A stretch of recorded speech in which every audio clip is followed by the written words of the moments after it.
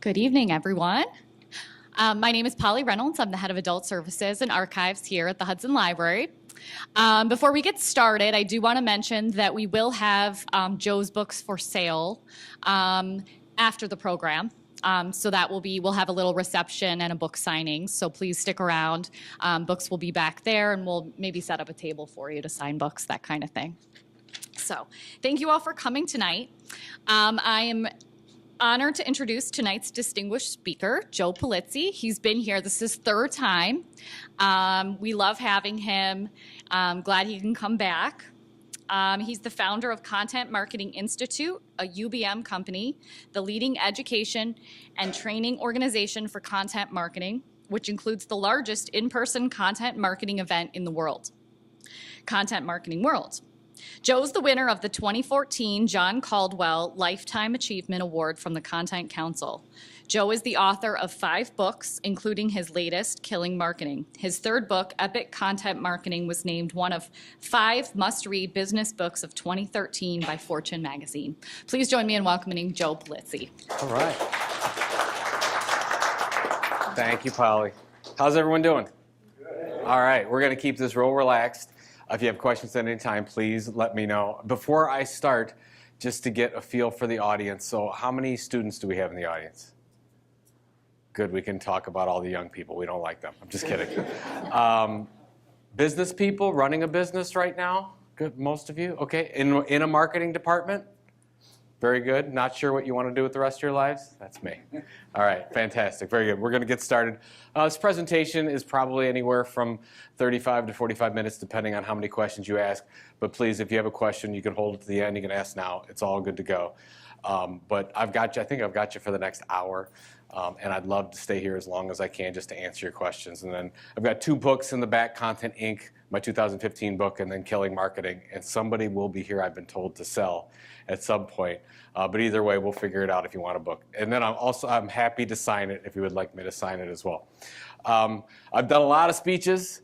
I don't do as many as I used to. I'm trying to spend more time with the family over the next couple of years as we go. Actually, I was with just short story, with Content Marketing Institute, founded in 2007.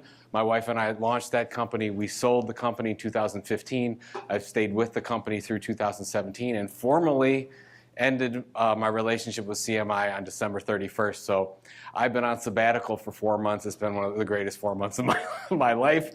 And I went from doing about 7 or 8 or 9 speaking engagements all over the world every month to I do one a month. So this is my one, here to join you today. Hopefully it's worth your time.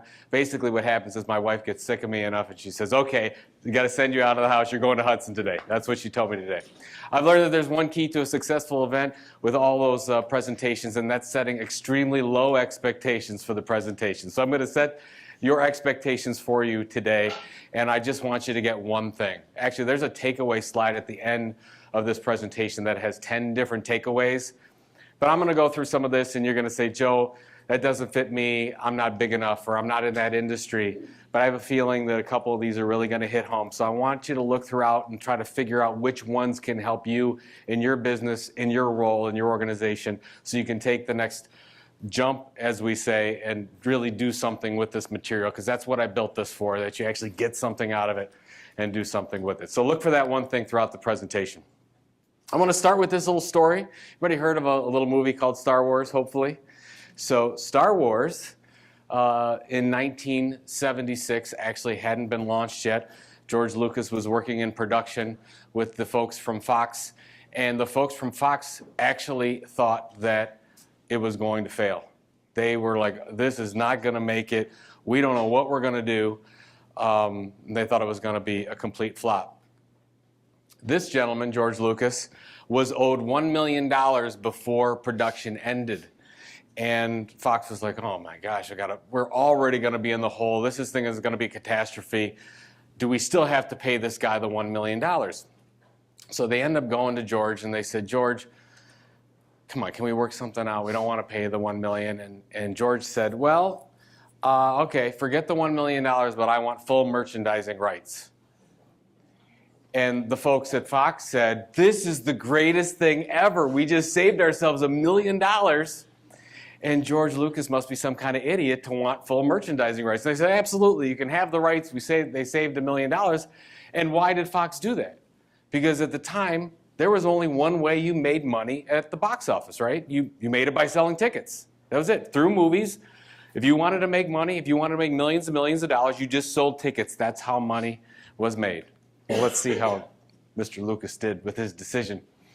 So this is Star Wars from 77 to 2015, basically up until Disney purchased the Star Wars brand. Ticket sales over that time, $5 billion, one of the greatest franchises in history, right? Merchandising over that time, $12 billion. So George made a pretty good decision, right? Foregoing well, actually, there's a really good show on Netflix on how toys were made, or the toys of our time. Anybody see it? There's a whole special on Star Wars and Kenner in Cincinnati and everything. So if you get a chance to see it, it's really worth your while. But the reason why I wanted to share this with you is, what if we thought about this situation with our marketing? So I want you to think a little bit outside of the box, because what happens is we think, oh, okay, well, marketing, we're trying to create a customer, we're trying to drive sales, we're trying to drive interest, we're trying to create our brand, whatever you're trying to do with it. But I actually think it's a lot more important than that. I think there's an opportunity. And if you look at what's going on in marketing right now with brands, with the most innovative companies in the world, these companies aren't just selling products. They're creating audiences, and their marketing is generating its own revenue. And I'm going to go through this as well. But just if you look at a company like Red Bull has one of the largest sports entertainment media companies inside of Red Bull, called Red Bull Media House. Most people just don't know about it. I'm sure you've heard of a little movie called the Lego Movie that did $1 billion in revenue worldwide. Of course, you've got Disney. Is Disney a media company? Is it a product or service company? It's both. Right? And I love the Disney model. I actually have the Disney business model from 1957. It's a visual business model in my living room. That's how crazy I am about it. But it's media, it's product, and this is where we're heading. And Amazon is doing the same thing. So I really feel if you're stuck in marketing, if you don't know how you're going to take the next step, I think if we think a little bit differently about how we're going to communicate with our customers and think about opportunities that may not exist yet, I think it's going to save you a lot of time, trouble, and an opportunity to really grow revenue. So this is what we'll get to at the end of the presentation. This is what I believe, and this is what we've done in talking to and researching hundreds of companies all over the world. Once you build a loyal audience, basically through delivering content, something interesting to your customers over a period of time, I'll get to how we can do that in a second, you can generate 10 different kinds of revenue. Most of us market and we deliver on one of these. Most companies say, oh, I'm going to market and I want to sell X product or X service. Or if you're a media company, I want to sell advertising. One thing. But when we look and we go back and we look at what Facebook is doing, we look at what Amazon is doing, we look at what Lego is doing, they are generating 5, 6, 7, 8 different types of revenue through this. So I think we're being short-sighted because of the fact that that's the way we've always done it. We've never thought about these opportunities. And because we can generate a loyal audience today, more effectively than ever before, we have these opportunities in front of us. So I'll get back to this. So this is sort of getting to the end. But we can't generate any of this money without first building an audience. So there's 2 parts of this presentation. The first is, well, we've got to build an audience. How do we do that? So first we're going to build an audience, and the second thing is then we can make money. And I'll go through examples from small, medium, large, for-profit, nonprofit, B2B, B2C on how other companies are doing this depending on where you see the opportunities. So the first thing I'm going to talk about is let's build an audience. This is called the Content Inc. model. I came up with this model with the CMI team about 4 years ago. And what we did is we went and interviewed and we went and researched hundreds of companies from all over the world in every industry that you can imagine. And we looked at, well, who's really doing this right? Who's succeeding with this? And is there a way to reverse engineer this where do they have similar things in common? Are they actually doing things the same that we can predict an outcome from it? And what we found out is yes. Actually, every company that we researched do the exact same thing, these 6 things. It's just most of us don't do these. So I'm going to go through each of these 6. So if you said, hey, I really want to build an audience, I want to build a group of people that want to receive my emails, that want to see what I'm doing on social media, that actually want to pay attention with what you're doing and what you're sending out, and then they're more likely to buy your products and services. But the first thing is we want to start with the sweet spot. So the sweet spot, first of all, what is it? We all have a sweet spot. You've probably just never written it down. You've never done anything with it. The sweet spot is, well, first of all, who am I targeting and what's my customer's pain point? So right now, the best thing for you to do is think about a customer group that you have. A lot of you have multiple different kinds of customers, especially if you in B2B, you might have 6, 7, 8 different types of customers. For right now, just focus on one type of customer. What keeps them up at night? What's their pain point? And then on the other side, where do you have a knowledge or skill area that you could actually be considered one of the leading experts in the world? And I know that may be a large ask, but you're all experts at something. And most of you that are in business here today, you just didn't do it because, oh, let's just go start a business. It's a lot of pain that goes into it. You have some kind of a knowledge or skill. It's the mixture of these two that creates our sweet spot. Let me give you an example. Here's John Deere. I'm sure all of you know John Deere, the leading manufacturer of farming equipment throughout the world. They started a magazine in 1897 called the Furrow Magazine, targeted to farmers. If you said, Joe, who's the largest media company in the farming agricultural industry? I would say, well, it's not a media company. It's John Deere, 1.5 million subscribers, 40 countries, 14 different languages. They just happened to start it through this print publication in 1897. Now they do it through digital and print means. Why did they start this? First of all, they were targeting farmers. And what do they want to do? What were farmers challenged with? Well, they need to know the latest technology. They need to know where and when to plant things. They need to know who to hire. Just the pains of running a business, a small business. So they're like, okay, well, we can talk about that, but where is our expertise area? Well, John Deere may be one of the leading experts in the world, if not the expert in the world in understanding technology and agriculture. And they mixed these together and created the Furrow Magazine. And what's interesting about it, we talked with the team at John Deere, the content team that was creating the Furrow, and I asked them, I'm like, well, in the Furrow Magazine, how many times do you talk about your products and services? Of course, you're pitching, I'm sure you're pitching your tractors all the time in it, you're turning it, you've got all kinds of sponsored content. Like, how much do you do that in a magazine? And they said, well, probably 15 to 20 times. I said, do you do that 15 to 20 times in a magazine, in each issue, in each month, quarter? They said, no, that's probably ever. Like, really? It's like, no, we never pitch our products and services. The reason we have the magazine is we're trying to create better customers. We're trying to give gifts of value, create so much value with our customers, and teach them that when they're ready to buy a tractor or a piece of equipment, they're absolutely going to come to us because they trust us so much. So it's that kind of thinking. If you were bored with the sweet spot, this is the most important part. There's 2 reasons why companies of all sizes fail when they try to build a loyal audience. One is, the most important, is the content tilt, and I'll get to this in a second. And the second thing we'll talk about in a second is they don't deliver consistently, and we'll talk about that when we get up to this area. So the content tilt. Let me give you an example first from a small company here out of Australia. So this is Anne Reardon. Anne Reardon is known as the baking queen of Sydney, Australia. She was a stay-at-home mom, and she wanted to start a food blog or a video blog. And she's like, okay, well, how do I get this done? And she figured out how to work YouTube, and she started a YouTube channel. And in January 2012, she gained her 100th subscriber, and she's like, I can't believe I got 100 subscribers. I can't believe 100 people are actually paying attention to what I'm saying. And of course, today she has almost 3.5 million subscribers, multi-million-dollar business. She sells all kinds of merchandising, recipes, advertising. It's just a great story about an entrepreneur making it through building an audience. But how did she do that?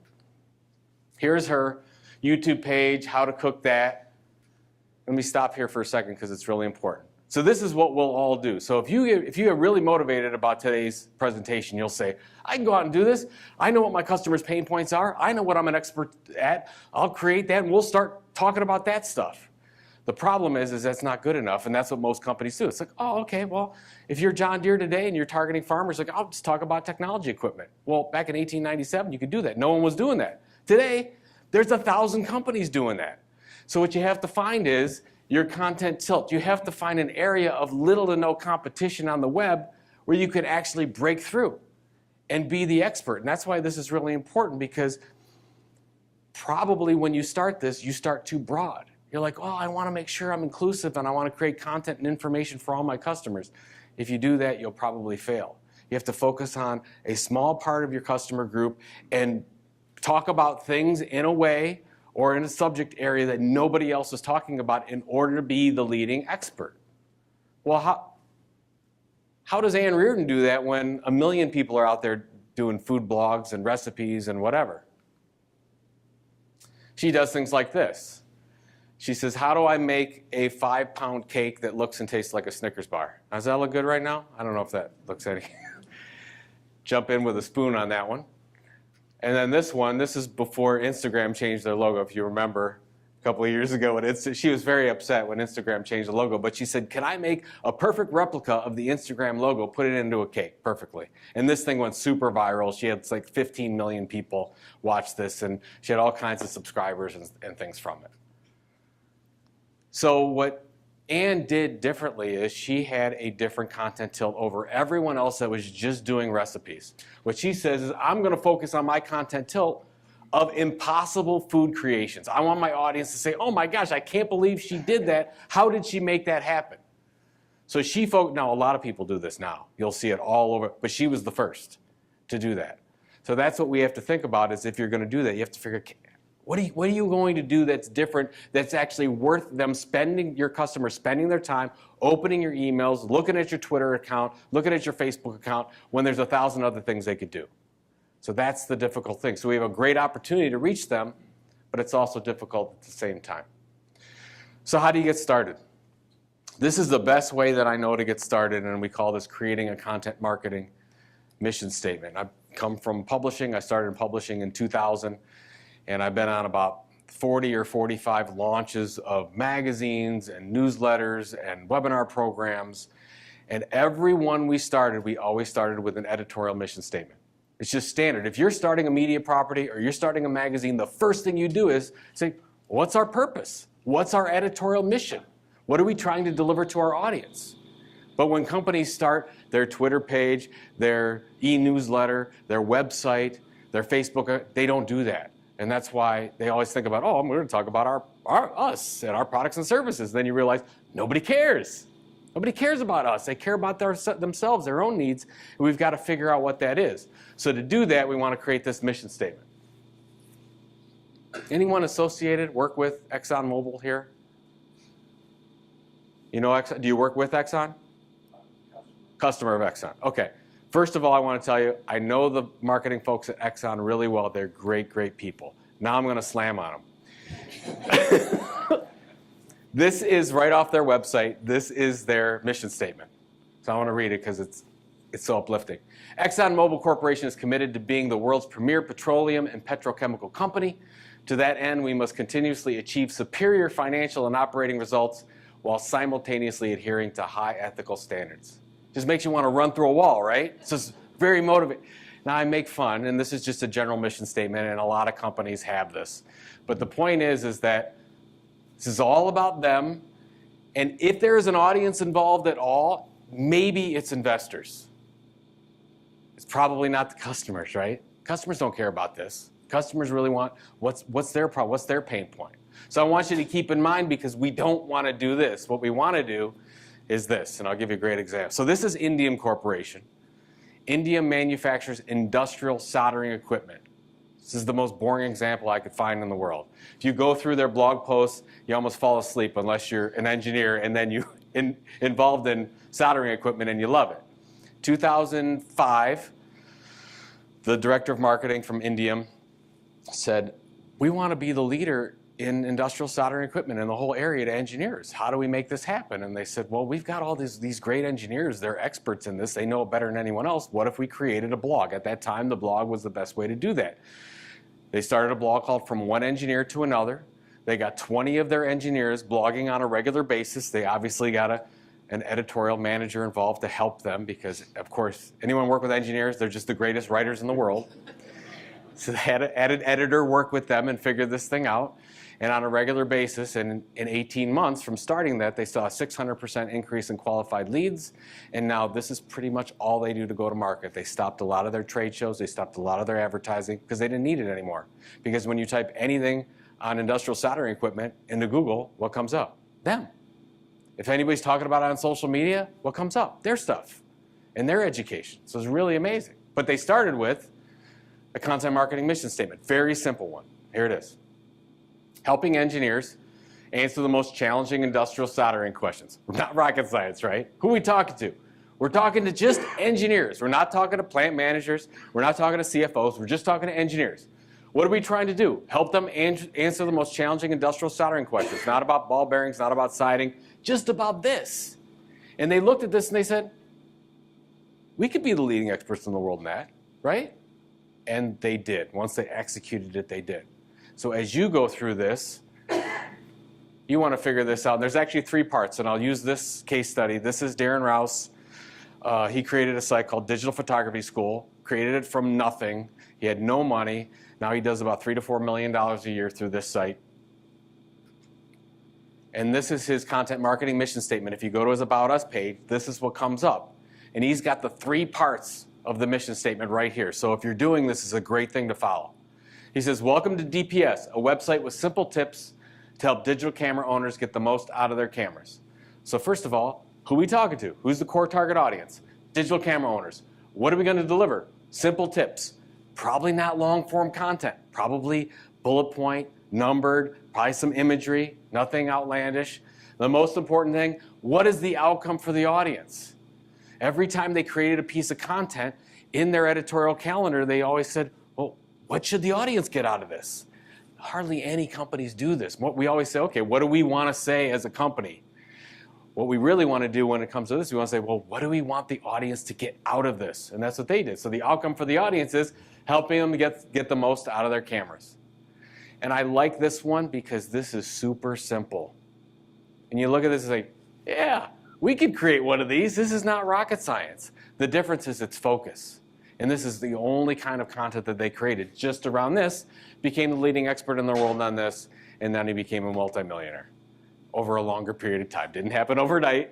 Took about 3 or 4 years to make it happen. All right. So that's the first 2. Yeah, question. Sorry, I have a question. Yes. On a website, I don't see, that's very important, a mission statement, but I don't see it on websites very often.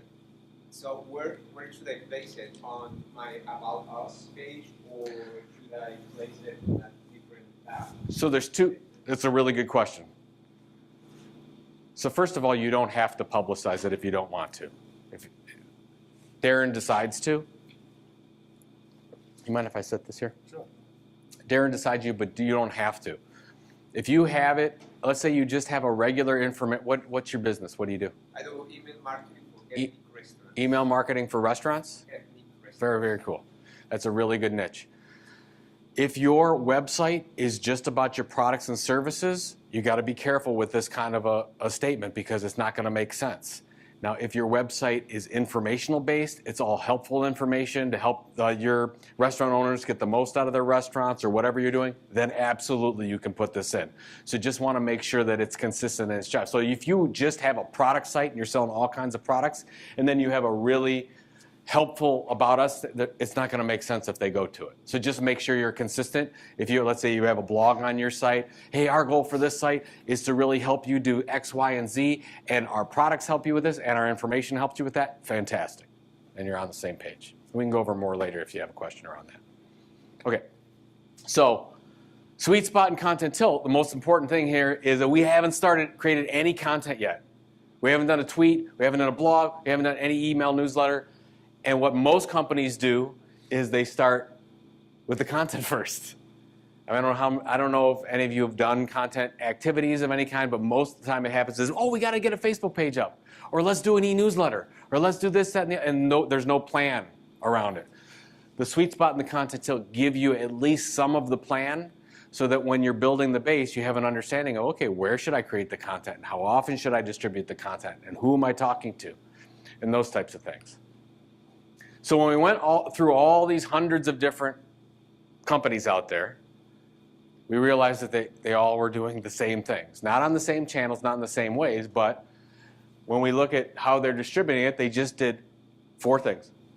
They picked one content type as their main way they were going to communicate with their customers. Is it audio? Is it video? Is it textual plus image? One of those 4, textual or image. One main platform. Is it my blog or website that I'm going to communicate with them for the most part? Is it YouTube? If I'm going to do videos, maybe YouTube makes sense. Is it iTunes? If you're going to do podcasts, if you're going to do audio, maybe iTunes makes sense for you. Consistently deliver. And this is the second thing, this is the second reason why there's a lot of failure when it comes to content marketing. Because we don't pick something that we can actually be the leading expert in the world at, and the second thing is we don't deliver consistently. Anybody still get the newspaper around here?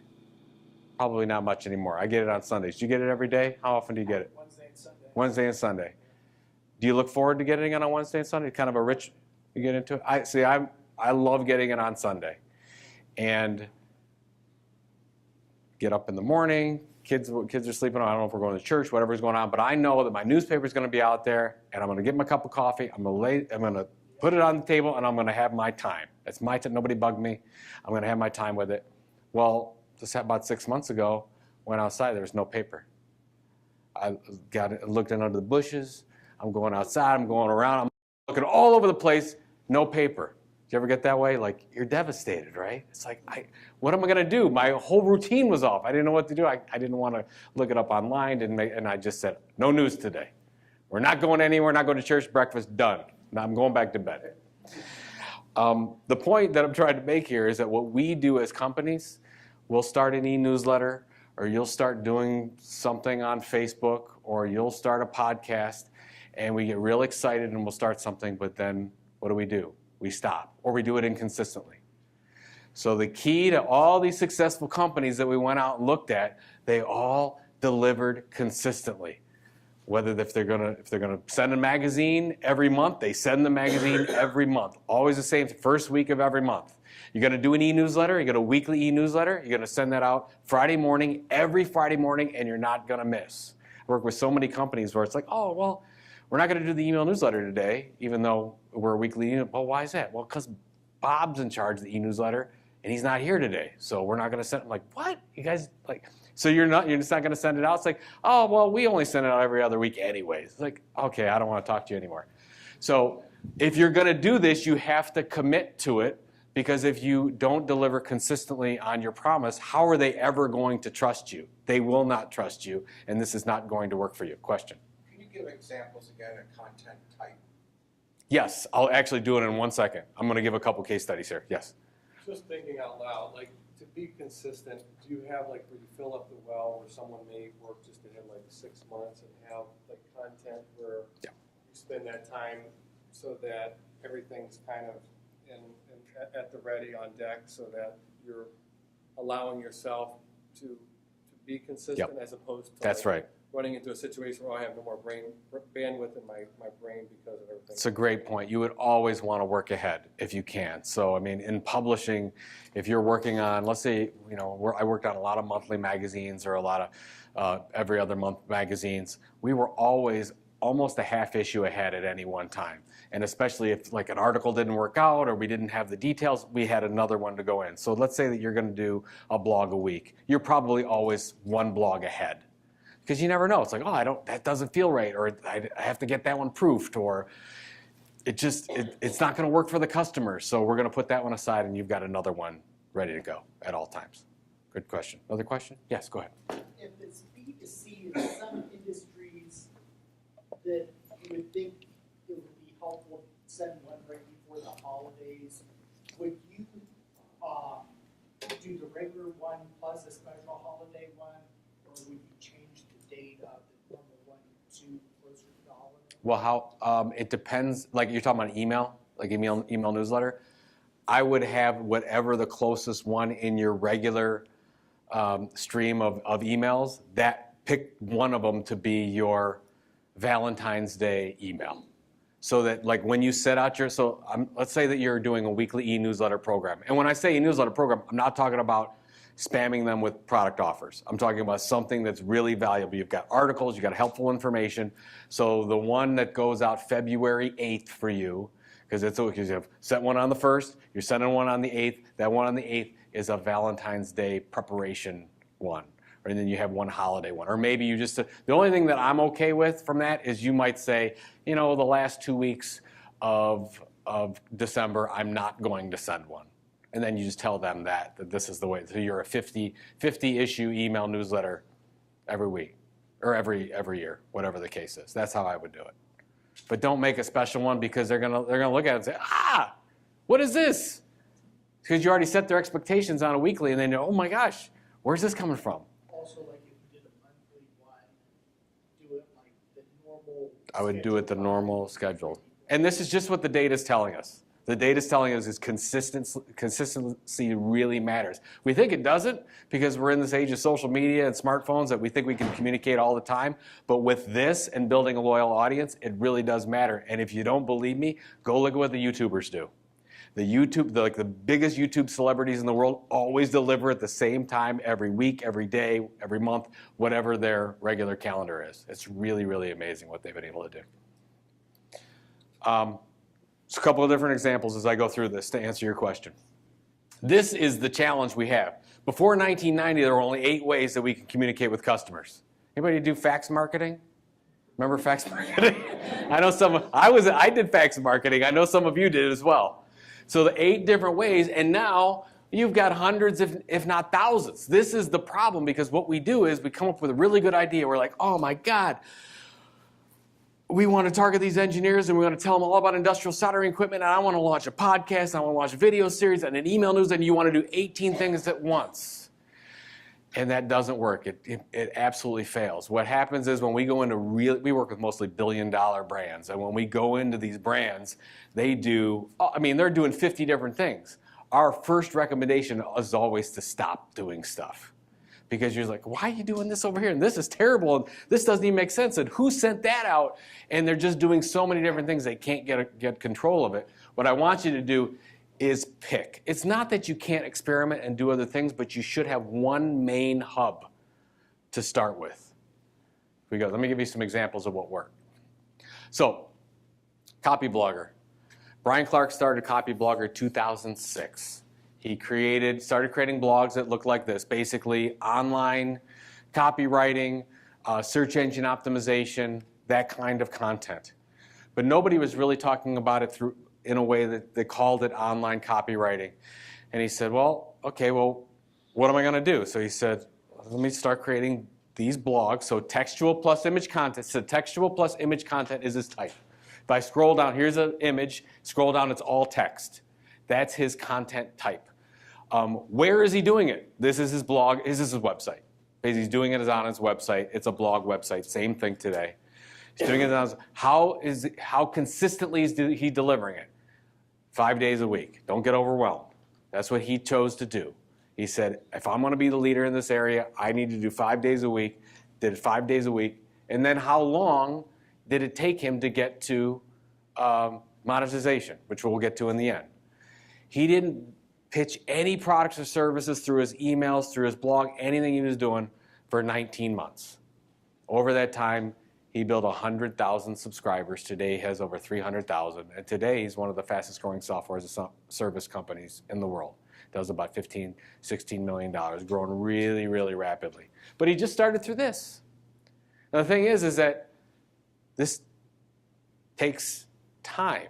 So if you said, Joe, I want to do this content marketing thing, what can I expect in 6 months? I would say you can expect nothing. Don't expect anything in 6 months because it's probably not going to work. If you only have 6 months, buy a lot of advertising and plaster it up everywhere. You'll get what you get out of it. Hopefully it'll work for you. But if you want to build an asset, you want to build an audience that will continue to buy from you over and over again, it's going to take some time, and it works. Here's another really good example. So on your content type, audio content. John Lee Dumas started Entrepreneurial on Fire a couple years ago. He said, I want to do a podcast. No, his content tilt was nobody was doing dailies. Everyone was doing weekly. And he's like, but entrepreneurs need something, motivation every day. Like for everyone here that, I mean, we're manic depressives. If you've started a business, you're all over the place, right? You don't know what's going on. So he's like, we need motivation every day. So he created a daily podcast, so audio content delivered via iTunes, that was the where, and he delivered it every day, which is tough to do, every day, and it took him about a year to get to monetization. The average is between 12 and 18 months until you really, really see this start to get traction. And he became a multimillionaire. Actually, it's a great story. If you go to his site, in the corner, he has his full financials.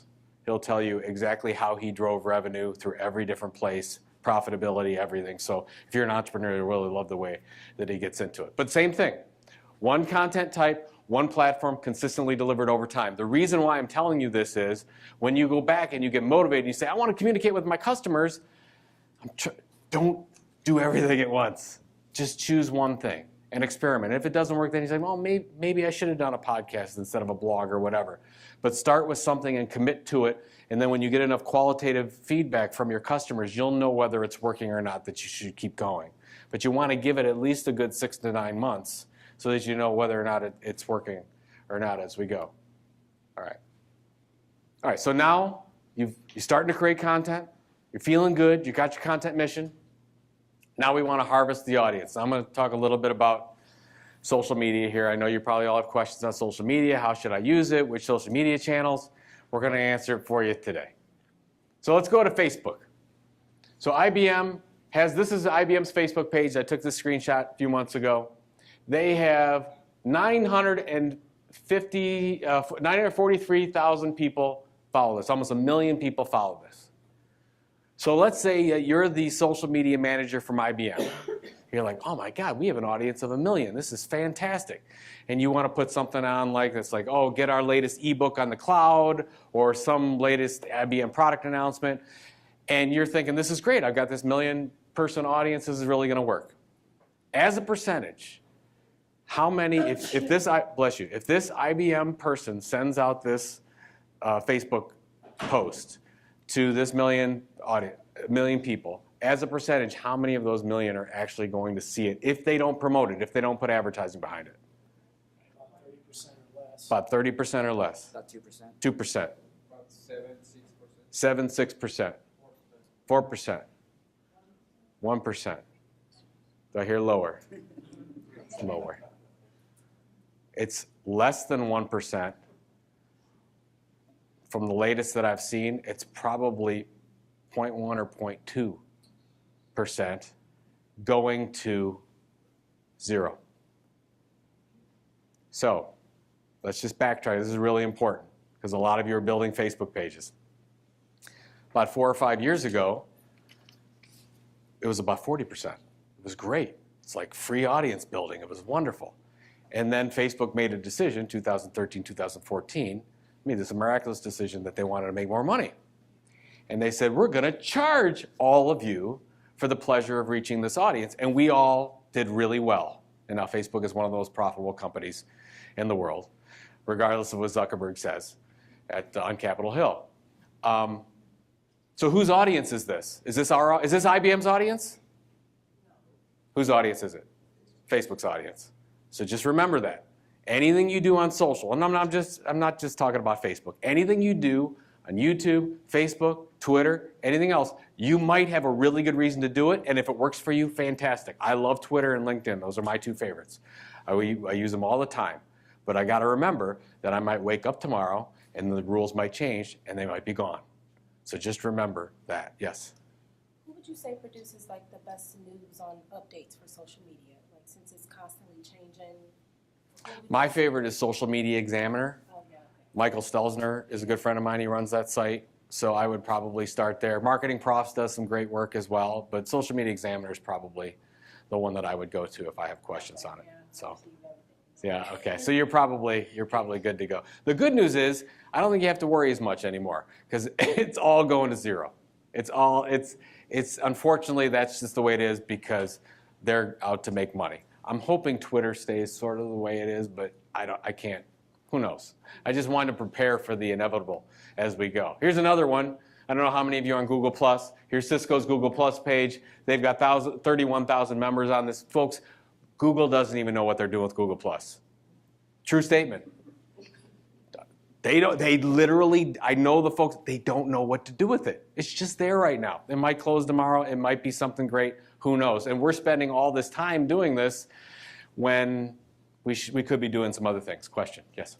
What do you think about the use of Facebook closed groups? I've heard some really good things about Facebook closed groups. Even better than LinkedIn. They've almost taken what LinkedIn was doing, LinkedIn closed groups. They didn't capitalize on it when Microsoft bought them. And now you have Facebook closed groups. And I know a lot of people that just use Facebook for closed groups. If you can use those and if you can get something out of them, fantastic. But again, remember that tomorrow they may say, oh, we're going to charge you now. Or, oh, we're getting rid of that feature. So that's the thing that scares me. Because they have their own things to worry about. And as well they should. They're a public company. They need to do what they need to do for their investors. So what I want you to do, and please don't get this as a way that you shouldn't use social media. Absolutely, if it's going to work for your business, you should. But I want you to keep in mind that you don't have control over that. We want to focus on what we can control. And I want you to focus on subscribers, specifically email subscribers. I showed this Copyblogger example a second ago. 99% of Copyblogger's revenue comes first from those people that sign up to their email newsletter. So he just focuses on getting really good audience members through email and then sells afterward, and it works really well for him. So here's my very sophisticated yay-boo scale for subscriber hierarchy. And this is just a suggestion of what I would think, but what I want you to do is move up the chain. So if you get Facebook, Instagram fans, what I want you to do is start trying to move them up and at some point get email subscribers. If you've got a really good YouTube page, move them up. If you look at what Smosh, who were some great YouTube celebrities, they've done a great job of, a lot of their calls to action started to become sign up for our exclusive emails, because that's the data that they actually can do something with. So just want to move up the chain as much as you can. So you might be saying, Joe, come on. Are you kidding me? Like email? I mean, how many of you actually pay attention to your email? You probably woke up this morning, you had 50, 100 spam messages, nothing's getting through. But one or two things you're probably getting through that you really are important, and that's what you have to be to your customers, those really, really important things. Here's BuzzFeed. BuzzFeed, 2014, 2015, they were really struggling. At about the same time Facebook made their change. They got in the boardroom and they realized, oh my gosh, our revenue's down, our reach is down. Well, what happened? Well, Facebook took away all that reach. Their entire audience was pretty much on Facebook. They're like, oh my God, what are we going to do? Our audience is being controlled by Facebook and YouTube and Twitter. We can't let this happen. So they got together and said, well, let's focus on email. So they had a goal of, well, let's see if we can get 1 million email subscribers in the next year. Well, how are we going to do that? We better create really good, amazing segmented emails. So they started creating news emails, animals that you can get a dog a day. So if you're a dog lover, you can get a dog every day. Depending on how you roll, you can get a dude a day. Like, anybody subscribe to this? I hear you can subscribe. You get Channing Tatum pop up on Monday morning for you. It's a fantastic email. All kinds of stuff. And they were able to hit their goal of more than 1 million subscribers, and have changed their entire business model because they have control over their database as they go. So if you're going to do this, you have to have an amazing e-newsletter is the most important thing. So if you have an e-newsletter to your audience, look at it. Is it truly amazing? Is it truly helpful? Is it truly differentiated? If it's not, you might want to reconsider. Yes, go ahead. Do you recommend a double opt-in? Because I'm having trouble with my campaign, my automated campaign,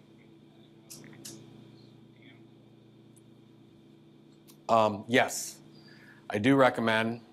If you, I don't know if anybody has customers in the UK, but I think it's CPDR. Is it CPDR? Is it GPD? What is it? GDPR. See, I've been retired too long now. And that goes into effect this year. And basically, you have to have opt-in to keep it into your subscriber list. And the United States is going to go that same way at some point, especially with all this stuff happening on privacy and the Hill and everything. And just to get through Gmail and spam and everything. So if you can do that, but that And that's why it just really needs to be truly valuable, that people will go back and you can say, yeah, please whitelist us, or please opt in again as you send the email. Because single opt-in, okay, it's a really good start.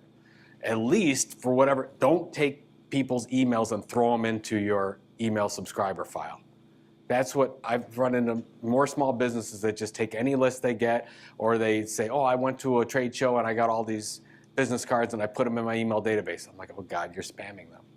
It's against the law. You cannot do that. So it's a different than just sending an email as a customer versus adding them to your regular email subscription list. Yes? So we send out this amazing e-newsletter. Do you have any, like how long, how many pages should it be? Yep. We have one that the person writes, the first part of it is 4 paragraphs that nobody's going to read. Is there a limit to how? There's no limit, and I've seen all types. I've seen just, hi, here are the 5 links of the day, to 3,000 words. So it depends on what you're trying to do and what you're trying to communicate and who your audience is and all those types of things. And you can change. So at CMI, we used to just do abstract link, and then we felt we weren't delivering enough unique content that they weren't seeing, so we added a note that you could only get an email. It's like something special. And that really worked. Our open rates went from like 12% to over 20% just from that. Just from something different. So experiment a little bit and figure out what's going to work as you go. And then I want to get to monetization because I want to make sure we get time for a lot of questions. But then you can diversify. Then you can go into all the different stuff. So let me give you a really good example from Sony. So Sony starts Alpha Universe, and this was all focused on photography enthusiasts. And they're like, okay, we're going to start a blog. And they just started a blog, so it was image plus textual content was their content type, and they did that for a few months, worked out really well, started to build subscribers. Then they launched the podcast second, so not at the same time. Then they launched their podcast.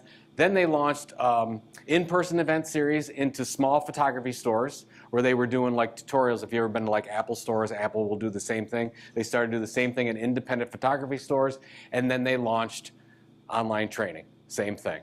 And by the way, their goal in this is to sell more camera equipment. That's why they're doing it. And it's worked really, really well for them. But this is the idea of diversification. This is what you see with media companies. Like at CMI, we just started with a blog. All we did was blog for 36 months, built our subscriber list to about 50,000. Then we launched Chief Content Officer Magazine. Then we launched Content Marketing World, the event, and on and on and on. Now we've got like 20 different things. But you start with one. Every media company since the dawn of time started with one. New York Times, Washington Post, Huffington Post, Time Magazine, always starts with one, and then they diversify. So that's why, again, you can be simple, focus on being really great at one thing before you go and do 80 different things. The reason why you then diversify is you realize that the more opt-in opportunities, subscription opportunities your customers are paying attention to, they become better customers. That's why we do it. But that's down the road as you go. All right, now we're at monetization. I'm just going to give you some examples and then we'll get into questions. So the first thing we want to do is we want to build this loyal audience. I'm going to skip through this part. Let me give you, this is a great example of what we're seeing and what we're going to see. So this is Arrow Electronics. I don't know if you're familiar with Arrow. Arrow is a Fortune 119 company, $24 billion in revenue, electronics distributor. They wanted to be the leading go-to resource for engineers all over the world. They took a 2-month period. They either created or bought every one of these media brands. Now, granted, we're small companies. We're not necessarily going to do this. They went out and did it. And now they are the largest media company for electronics engineers in the world. By the way, they're also profitable. They also generate revenue. So they have a holding company called AspenCore, runs all these companies for Arrow Electronics, this Fortune 119 company. They sell advertising, direct subscriptions, and content services, and sometimes they create content even for their competitors. The reason why I'm showing you this is what a lot of companies we're talking to are starting to do. Like when we talk to Cisco Systems and IBM and the Exxon Mobils of the world, they're going on, they're saying, well, we're going to go buy Whether you think it's ethical or not, we're beyond that point. They're saying, well, we feel that we want to be the leading resource in this area. We're going to go out and buy this. And they, by the way, they kept all the journalists on staff. And they've got a search and state process so that they figure out they're not advertising in some of those publications. It's really interesting. But I want to show you that because they're actually generating direct revenue from their content marketing program. Let me give you an example of some of these as we go through, because yes, you can do this. If you build out this Content Inc. model, you can actually drive more revenue. You can create better customers. All those things I believe will happen. But you can also generate revenue in a bunch of other ways you might not be thinking about. So the lowest hanging fruit is advertising. Well, what if you create a loyal audience? Well, how do you sell advertising in it? So when first thing we did, we created this loyal audience. We had about 30,000 marketers that started paying attention to us. And we had a bunch of people coming to us, non-competitive organizations that said, we want to reach that audience too. We said, well, great. You want to support us? Started buying banners and buttons. We had these people that were site sponsors, and they paid us every month to be on the site. We had people that said, hey, we want to reach your audience through webinars. Would you? So Marketo went ahead and they would spend money in order to reach that audience. We created a magazine called Chief Content Officer that we would sell advertising in, and all these generated revenue and profit. We sold a lot of other things too, but we were able to generate direct revenue in that manner as well. So just to give you an idea there. Well, what's another great thing that you could do? Well, once you build a large enough audience in this area, you can launch your own conferences and events. Anybody heard of Salesforce? A little company called Salesforce? Well, they launched a little event called Dreamforce. 175,000 people descend on San Francisco with Dreamforce. This event alone is worth more than $1 billion. Just the event. Their marketing. This is their marketing. And the marketing, if they sold it off independently, it'd be worth more than $1 billion. They've got IBM and Cisco Systems, all these companies spend millions of dollars just to be able to be at their event as they do it. What about subscriptions? I love this example. Familiar with Zappos? Anybody? Shoe company bought by Amazon? So Tony Hsieh launched a book years ago about corporate culture and how to have a better organizational culture, and had a following with a lot of corporate CEOs and executives. And a lot of organizations were going to Zappos saying, hey, can you teach us how to do this? And Tony Hsieh and the team said, oh my gosh, there might be a business opportunity here. We've got all these Fortune 500 companies that are coming to us. Maybe we should do something about it. They created Zappos Insights. They sell monthly subscriptions to these Fortune 500 companies that pay Zappos for their ongoing guidance. And basically, they train them how to have better organizational culture. This is a shoe company that's generating revenue and profit through a training and subscription program. Well, what about, you could sell premium content. Go back to digital photography school example. How does Darren Rouse make money? He sells these ebooks from $5 to $50 on how to take better pictures and sells $3 million worth of them. So paid content still actually works, believe it or not. Anybody watch the Tasty videos? Familiar with Tasty videos? So you have Tasty videos, they're getting billions of views. They sell a lot of advertising impressions. This is BuzzFeed, by the way. Sells a lot of advertising impressions. There's like, well, can we do anything else? Since we created this audience of these Tasty videos, all these recipes.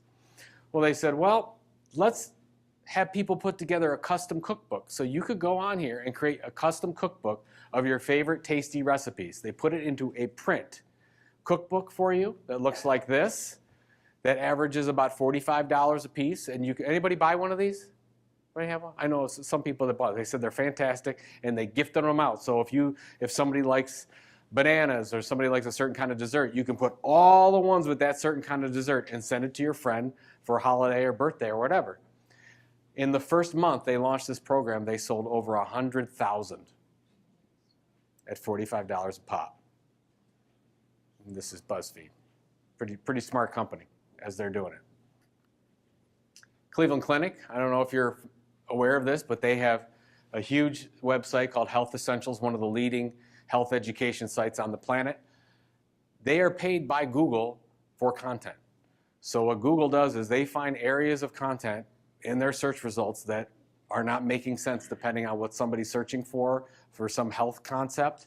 And if Google doesn't feel good about their search results, they actually come to Cleveland Clinic, who creates the content for them, which is a little bit scary, but it's interesting as well as they work that. Oh, and then what about, so these are all like media type things that I think we all could be doing. Well, you could sell more products. Go back to Copyblogger, right? Copyblogger creates an audience, people interested in online copywriting, content marketing, small businesses, and creates a multi-million-dollar organization for selling products. Here's back to BuzzFeed. I'm just infatuated with BuzzFeed. I talked to the folks at, where was it? Kohl's. So the marketing people at Kohl's were telling me that they couldn't keep, BuzzFeed launched a smart cooker, and Kohl's was selling it in their stores, and they couldn't keep it on their shelves. So, okay, so this is BuzzFeed, the media company, that's selling a smart cooker at Kohl's. So this is the kind of thing that I'm looking at, like, what business are we in? So as you start to think about who your customers are, we default to the fact of what we sell. And what I think we should be doing is, well, let's really get close to our customers and understand them better than anyone else, and the customers will tell us what they will buy. I would think is the better opportunity as we do this. Services opportunity. My son's in the back. He actually turned me on to this gentleman called Matthew Patrick, created a YouTube site called Game Theory. Right now he's got 8 million subscribers on. He actually spoke at our event, Content Marketing World. And I was talking to Matt, and I'm like, well, how do you make money? He's like, oh, I created this consulting company called Theris Inc. I'm like, really? He's like, yeah, we're the largest consultant directly for YouTube. So most of his revenues come from consulting directly with big companies like YouTube and other people that want to be found on YouTube. And all he did was he was just a YouTube celebrity, but he then parlayed that into another opportunity. And then what about, you want to keep recurring customers? Well, why does John Deere create the Furrow magazine? Because they know that people that read John Deere's The Furrow magazine are more likely to buy a John Deere piece of equipment. That's why they do it. It's a loyalty initiative. Yield increase. This is a nonprofit example, Society of Fire Protection Engineers. We used to publish this magazine. What we found out from our research is those engineers, fire protection engineers that subscribe to this magazine are their most profitable customers. Those people that read the magazine end up going to their events and spending a lot of money there, which is a couple $1,000s, and they buy all their training. So as I leave you here and we'll get into questions, whatever you decide to do, I just want you to figure out how to deliver real value to your customers outside the products and services you offer.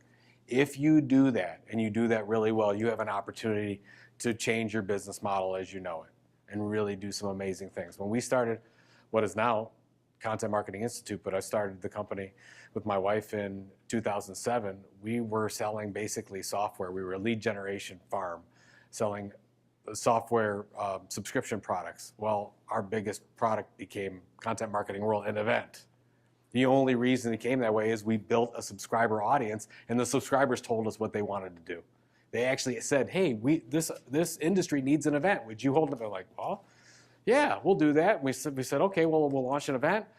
We launched an event in Cleveland, Ohio called Content Marketing World in 2011. I was hoping for 100 to 150 people. 660 showed up that year. Last year, 3,500 showed up. It's the largest event in Cleveland, business event in Cleveland every year. The only reason we did that is because we built an audience of loyal subscribers that told us what they were willing to buy. Here's your takeaways. So find a niche. If you're going to do this, find a niche where you can actually be the leading expert in the world. Develop your content marketing mission statement. When you do that, focus on one content type, one platform, and deliver consistently over time. By all means, if social media makes sense for you, use social media, but don't build your house on rented land. Try to push that up the subscriber hierarchy, because what we want is, we want email. We want opt-in, then double opt-in, email subscribers. And if we do that, and we're going to deliver an email newsletter that's going to break through all that clutter and all that spam, it better be good. So it's got to be remarkable, amazing e-newsletter. Then, when you've got that going, then you can diversify. So if you start with a blog, then you might say, maybe we launch a podcast, or a video series, or a mini magazine, or an event. And then you diversify like a media company would. And then you can diversify your revenue streams and become multi-million-dollar company and sell and then spend more time with your family. That's what we want, right? Did everybody get one thing? Hopefully you got more than one thing. Thank you for your time, and I'd love to did I have everyone till 7:30? Is that what I told everybody? Is that the real time? Okay, I just want to make sure, because I know by the way, if you have places to go and whatever, but I want to stick around and answer questions. And then, by the way, before I got to get the pitch in, I know we have somebody selling books back there. What are we selling books for? $20 show special. So $20. Do we have anything if they buy one of each one? Is there a special deal we can give them?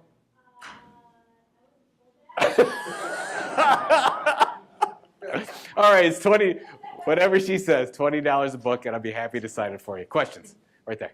Yeah, so it's really hard for companies to generate content consistently. Yes, absolutely. How do you feel about companies that are service providers that provide content? Every company that we work with, talk to, look at, they do a combination of content created in-house and out-of-house. The only thing that I care about is that the strategy stays internal. I know a lot of companies that create the strategy internal and then outsource a lot of that writing, video production, audio, whatever the case is.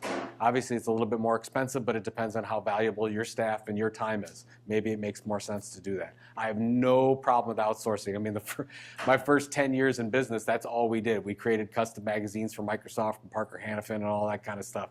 We were their outsourced arm. Cited Fire Protection Engineer, we did all the content creation for them, the ad preparation, everything for them. And they were still profitable after our fees. So absolutely, if that makes sense to do that, go ahead and do that. I don't have a problem. Just make sure that you don't say, oh, agency or consultant, figure out my strategy. That will never, ever work. The strategy is yours. Question? With this new book and your past book, Yes. do you use that as your content, like sections or pages or chapters? Oh, yeah. So, all right, so here's the reason for you I want you to buy the book, but here's the reason for you not to buy the book. Not with this one, but Content Inc. Almost every piece of that book has been in a blog, in a podcast, anywhere else. I mean, that's how so basically the way that I write, so I've written 5 books, I use what's called a blog to book strategy. I create all the blogs going on, and then I put them all together, and I'm like, well, how much of the book do I have written? And generally, it's between 70 and 80% of the book that's written, and then I create the other 20, 25%, and then you've got the book. I've written 4 books like that. It works well for me. Some people just like to get in a room and write. I don't. I write mine over 6 to 9 months, and I repurpose them out, and then I repackage them into a book. What about the opposite, book to blog? The book's written. Then absolutely. There's not a problem doing that. I mean, you could put it's excerpted from this book or not. It does. If it's your content, you can do whatever you want with it. You create a podcast with Content Inc. too. I also I would write the blog post, and then I would take pieces of that and create a podcast. And we actually created a second podcast off it, and then the book was released. So it was audience building and marketing at the same time. So there's no one right way to do it, but also you got to remember we already had the audience built. So now we're in diversification mode. So it was a little bit different, because my first book was written in 2007, and then from that we built the initial. But to your point, absolutely you can do that. Either way, whatever makes sense. Yeah. Question, go ahead. How do you see the role or the importance of a community as a marketing tool? Because I haven't seen it in your channel list. This is all, by the way, all of this stuff builds a community. Now, when you say community, you mean like a community, a board, if you will, question and answer board, discussion area? Is that kind of what you're talking about when you say community? When I say community, I say it's an environment where all the partners meet each other and communicate with each other, and where, of course, you control the content. Yes. They put in. Yes.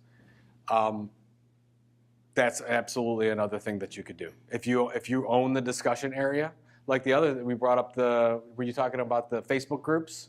Same thing, right? The thing is, if you have a Facebook group that's owned by Facebook, you got to be careful. If you have a proprietary discussion area that's yours, absolutely, that's a content type. The community will always be yours. Yes. You always own Well, the community is not yours; it's theirs.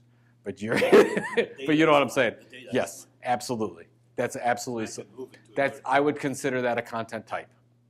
You can absolutely do that. And from there, like if you have a robust community, like how many community members do you have?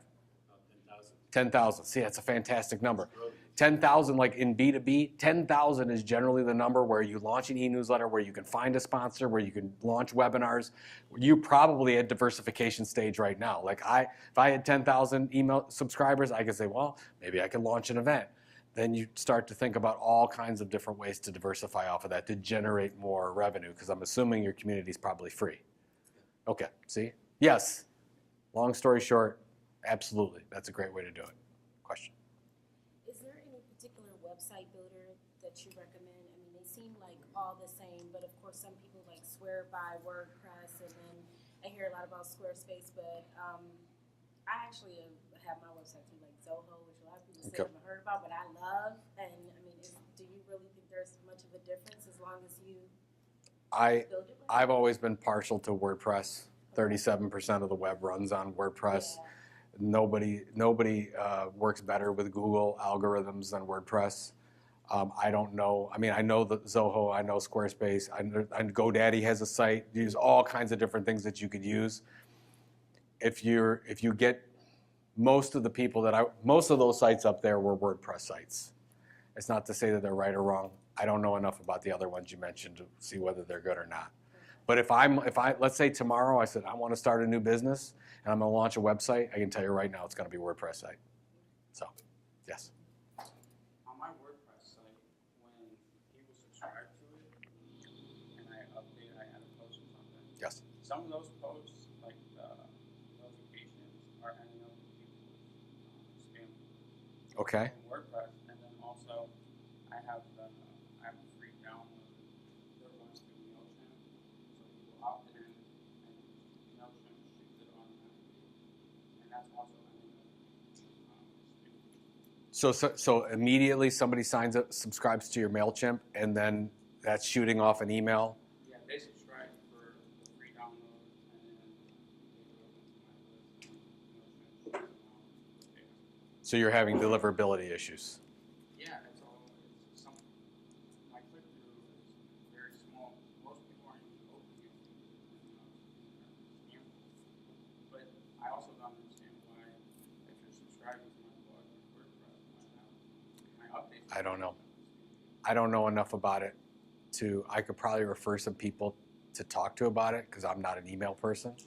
But yeah, I mean, obviously, if they're not getting it, you've got a problem right off the bat that we got to figure that out. So that's a deliverability issue.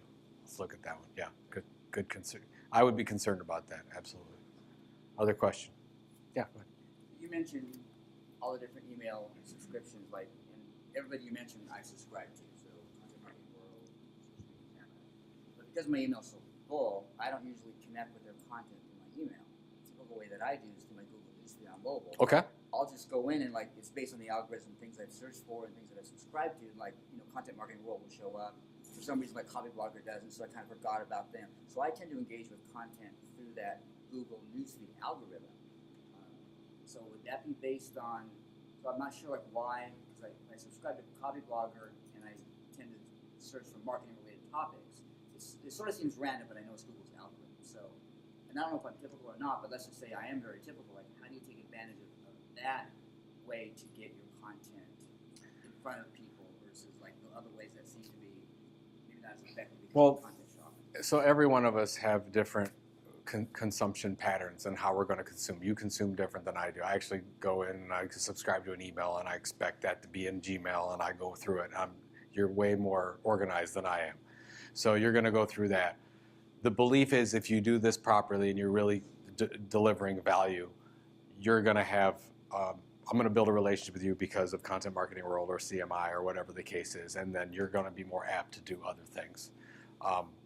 So just as long as you're focusing on really good, amazing content on an ongoing basis, let them engage in it however they want. Let them listen to the podcast however they want, and so that's why I believe, hey, you shouldn't just be on iTunes. If you can deliver on SoundCloud as well, fantastic. If you can deliver on Stitcher and have a Stitcher channel, fantastic. Make sure it's available for wherever your audience is at, wherever they want to subscribe to. So just like, I mean, if you were creating a television show, you wouldn't just want it on cable today, right? You're like, oh man, I'm going to miss out on Hulu and DirecTV and everything. So that kind of thing. So yeah, everyone's going to behave differently, and great, because you're not going to be worried about that, because however, they're going to make sure they get their content. That's a good question. Yeah. What about original content versus curated other people's content? So, there's other experts in your same industry. Mm-hmm. You take some of those, or as you're trying to summarize the industry, you have your original content, which also sometimes link it to other, like an update of what's going on in our industry. Like, how much should be your original content building your brand versus, Sure. incorporating some other content from there? So there's no one right way to do it. I've seen it done a million different ways. If you look at how media companies from the last 50 years have done it, some have just created original content, some just do curation.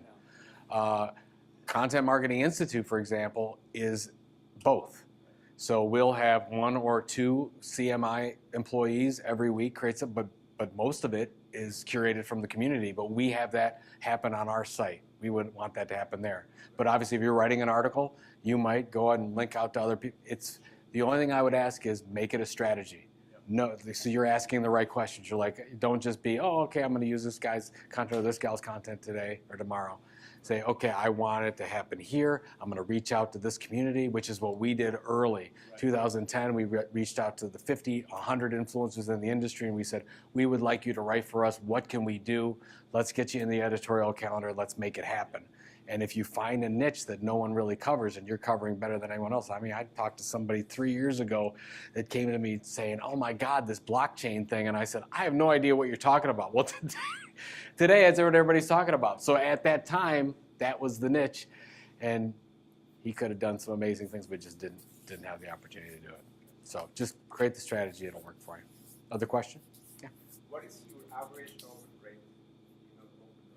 The average industry open rate, I'll tell you mine in a second. The average industry open rate for B2B, and I can only tell you B2B at this moment, is generally between 14 and 16% open rate, and it's trending down. It's harder and harder to get open rate. Ours is about 17% the last I checked with it, because I haven't looked at it since December, since I've taken my time off. But that's basically what we were at. We were at about 12 to 14, and we were really concerned. This was 3-4 years ago. We realized that our e-newsletter was not very valuable because we were just repurposing the stuff from the blog. I'm like, who's going to open an e-newsletter? They just need to go to the blog. So that's when we created an original post inside each e-newsletter, and then the open rate shot up. So I still think we've got some work to do on that one, but yeah. So by the way, if your open rate is less than, let's say, 10%, you probably have a problem. You're probably not using real subscribers. You've got some spam names in there, you're not getting through deliverability, or it's just not valuable. 25, you got 25%? You're doing well. You're doing well. Yeah, obviously but everybody's different, so take your 25 to 30. We're trying to take our 17 to 20. All right, very good. Let's do one more question. Yeah.